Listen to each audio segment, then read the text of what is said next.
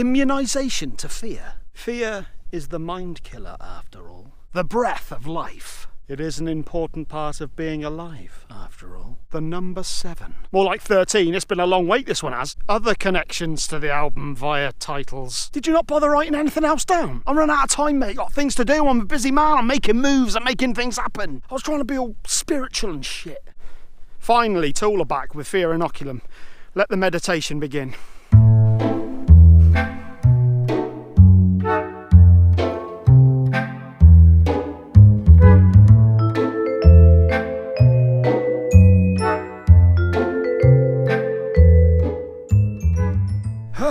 Right, okay then, so here we go. Tool, Fear Inoculum, first album in 13 years, finally released, and it's out. Very quickly before I get into it, I do have a feeling this is going to be quite a long review, so if you just want to go straight to my review of the songs themselves, skip to this point. And if you've decided to stick around, then I'm going to do my best to try and explain some of the concepts of the album, or at least the way I understand it at this brief time in history. And if you're new to the channel, why not press subscribe, do a share, do a like, do a comment, press the bell notification so that you get notifications. So as we all know at this point, it's been 13 long years since 10,000 Days came out. It actually came to my attention not so long ago that I was in my 20s still when that album came out, which is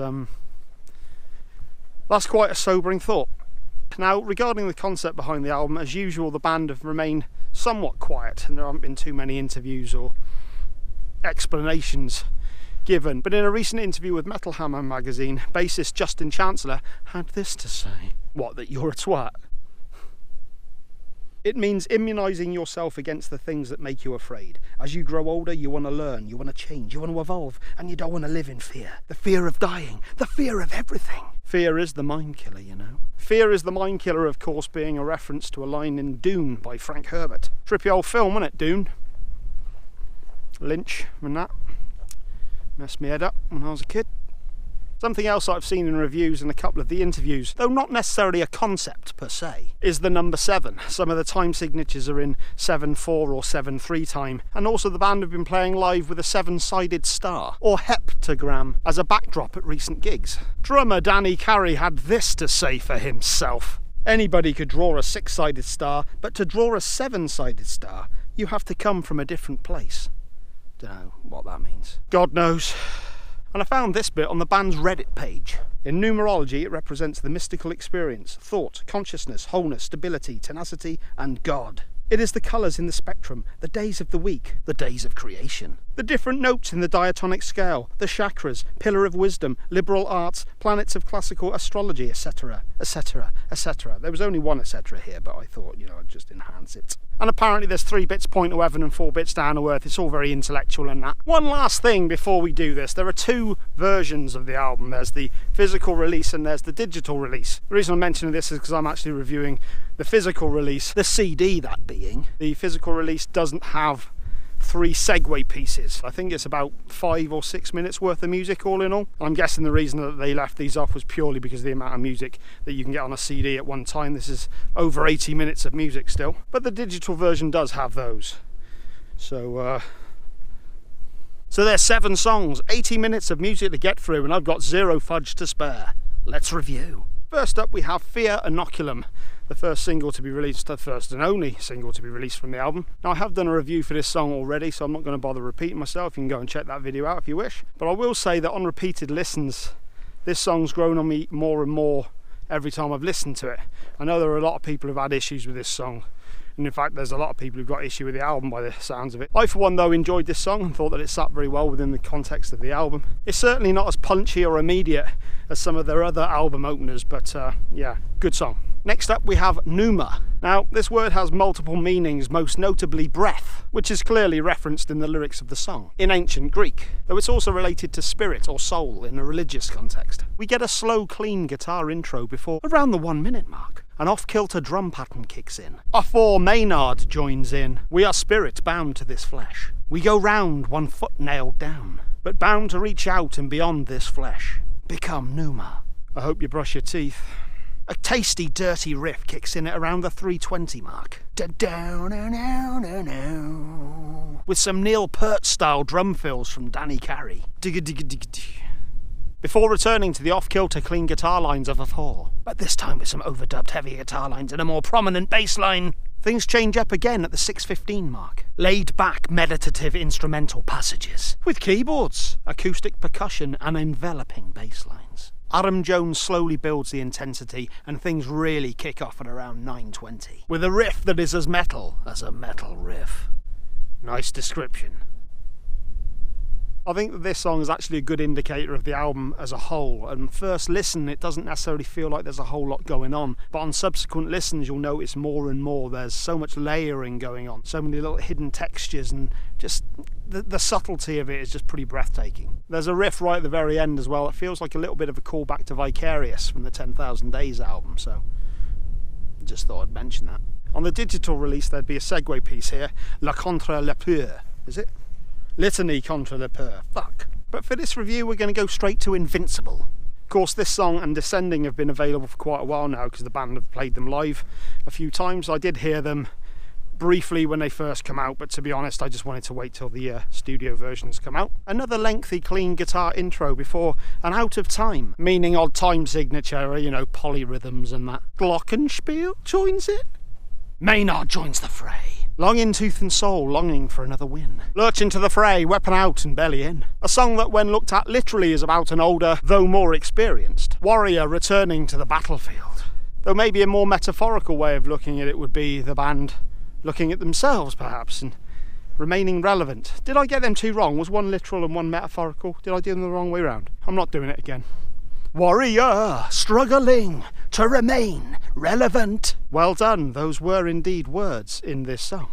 Justin joins in with that unmistakable bass tone. There's a guitar solo that comes in at around the 4-minute mark with volume swells aplenty. The song continues to build with the guitar lines getting heavier and more prominent. And at around the 7-minute mark things slow down into a sludgier, dirgier vibe that works well. Lead guitar lines and intricate riffs layer on top of one another, with another riff coming in that sounds something like Jambi, and Danny Carey lays down some awesome drumming. Things chill for a while before getting into a much heavier section at around 9 minutes in. It has to be said the songs are very long on this album, but I don't know, for me they just sort of went by in no time. There's a lot there to keep your attention, there's a lot of nuance, a lot going on. For the digital version there'd be another segue piece called Legion Inoculant, but let's go straight into Descending, much like this review.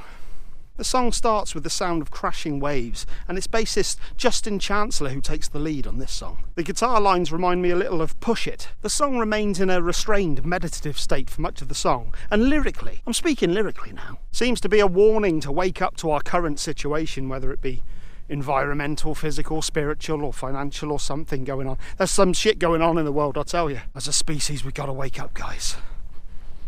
Falling isn't flying. Floating isn't infinite. I never said it was. The riff gets heavy at around 5 minutes in. Rise, stay the grand finale. Stay the reading of our swan song and epilogue. One drive to stay alive, it's elementary. Muster every fibre, mobilise, stay alive. Things get even heavier still at around the 7-minute mark, and Adam Jones joins in with some slide guitar, though heavily distorted and what sounds like a pitch shifter, before kicking into a solo proper. Pretty much the final half of the song is an instrumental. We get more heavy, plodding instrumentation. There's some synthesizer lines in there that are reminiscent from something like Blade Runner or The Terminator. And there's also another solo and some thunderous drumming from Danny Carey. There was definitely some nice crunchy riffage that I particularly enjoyed in this section, but overall it did feel a little overindulgent by this point. Pretty much a good 7 minutes of this song was just an instrumental, which is fine, but, you know, yeah, it did...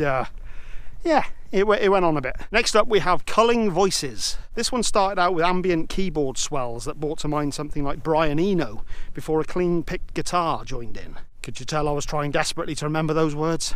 Lyrically, being the lyrics I'm about to talk about now, this one is either about paranoia or more likely about social media and how so many people can just pass comment on others with little accountability for themselves. Judge, condemn and banish any and every one. Without evidence, only the whispers from within. I also wonder if this one had anything to do with the numerous death threats that Maynard James Keenan received on the build-up to this album for disgruntled fans just asking the band to release something. Musically, I'm speaking musically now, things remain clean, though with a sinister tone. Up until around the 6-minute mark where things really start to slowly build. We get some nice meaty riffage and some really awesome drum fills from Carey once again. And unlike Descending, I really enjoyed this long outro instrumentation sequence. I mean, Descending wasn't bad, but I just enjoyed this a bit more. Great reviewing. Next up we have Chocolate Chip Trip. This is an instrumental piece that I have no doubt has some meaning in the overall concept of the album, but as of yet, I have no idea what it is. Maybe I'll make another video in a couple of months and try and dissect this thing. Yeah, good way of getting some more views, that. This one is pretty much computer sounding looping with some crazed sort of jazz drum fills. Sounds quite improvisational, this one. It's decent enough musically. I'd be interested to see what part it plays in the album. And finally, at least on the CD version of the album, is Tempest, spelt with a 7. Also worth pointing out that it's the 7th track on the CD album, so there's that 7 again. That's the first time you mentioned it since the intro. Starts out with a very pretty, though melancholic, clean guitar piece, and things really kick off at around the 120 mark with a very wah-wah, wah-wah, wah-wah, wah-wah. We've no time for this, it's getting dark. Tinged guitar line. Maynard joins in shortly after and he sounds angrier than he has on the entirety of the album. And to be honest, I could have done with a bit more of this. I have enjoyed his voice on the album. I did enjoy what he did, but yeah, a little bit more of the angry Maynard would have been quite good. Heat's lighting flash, but don't blink. Misleading tranquility ruse. You're gonna happen again, that's what I think. Follow the evidence, look it dead in the eye. You are darkness trying to lull us in, before the havoc begins into a dubious sense of serenity. Acting all surprise when you're caught in the lie. I have to say this was probably my favourite song on the album. It felt like it had a little bit more meat on the bone. We get a long instrumental interlude piece with all the band members sounding amazing. Great riffs, thumping bass. Danny Carey sounds better than ever behind the kit. And Adam Jones delivers those signature Tool guitar leads. Later on in the instrumentation, around 8 minutes in, we get some truly inspired playing from Adam. And it isn't until nearly the 10-minute mark that Maynard joins in again. Disputing intentions invites devastation. A tempest must be true to its nature. A tempest must be just that. For me though, it has to be said that Adam Jones steals the show on this track. His playing was absolutely fantastic. Really enjoyed this one. So that's the physical release. It is worth mentioning that there is one more segue piece on the digital released Mockingbeat. But that is the end of the album. Fear Inoculum, the album that we've been waiting for 13 years. So, score-wise, what would I give it? This is quite an interesting one because it's changed every time I've listened to it. And I have to say that it's changed for the better every time I've listened to it.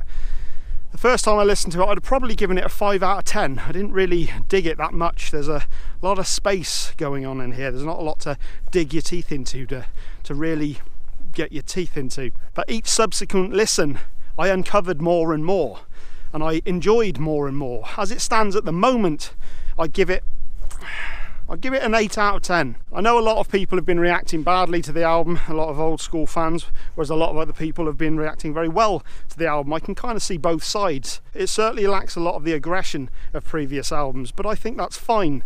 The band has matured, you know what I mean? Maybe it's just because I'm an old bastard now as well, but I kind of get it. You don't want to shout at everything all the time. It's unmistakably Tool. It sounds absolutely like Tool, 100%. There's a chemistry that these four guys have together that no one else has. There's just something about the four of them together. They make music like nobody else could. And despite it being obviously Tool, it does feel like an evolution. It does feel like they've moved on. There's just a maturity to this album that kind of makes sense the more I listen to it. There's definitely moments of overindulgence in the album without a shadow of a doubt, but I don't know, it just... Overall, I did enjoy it. I've enjoyed it more and more. All band members were on top form. I've heard a few people say that maybe Maynard has had trouble with his voice. Maybe that's why he's not been screaming so much on it. I don't know. I don't know if it called for it. But what he did do, I enjoyed. He is kind of... There are a lot of times in the album you kind of almost forget he's there. Not in a bad way. It's just the instrumentation is such a huge part of this album. There are so many instrumental passages. Danny Carey, phenomenal drummer. There were so many of his drum fills that I was just like, oh my god, it's absolutely glorious. Justin Chancellor, integral to the band as they all are, of course, but his bass tone is just, it almost is Tool, you know? For me, I think it's Adam Jones who steals the show, really. Just some of his inventive guitar work is just spot on. It really just works so well. yeah, the more I think about it, the more I think that this album is something special. I've got a sneaky suspicion that as the years go by, more and more people are going to appreciate this album and regard it as a classic. That's my opinion. So there. So that's my review for surely one of the most anticipated albums of the year. And what have I got coming up next? I've still got a review to do for Ginger Wildheart's Heads Are Poppin' album. I've heard great reviews of that album, really solid album by all accounts, and I'm going to do my review of that very soon, so make sure you check that one out. I have got a bunch of other stuff planned at some point. It's getting dark now, isn't it? Like the soul. I'll see you later.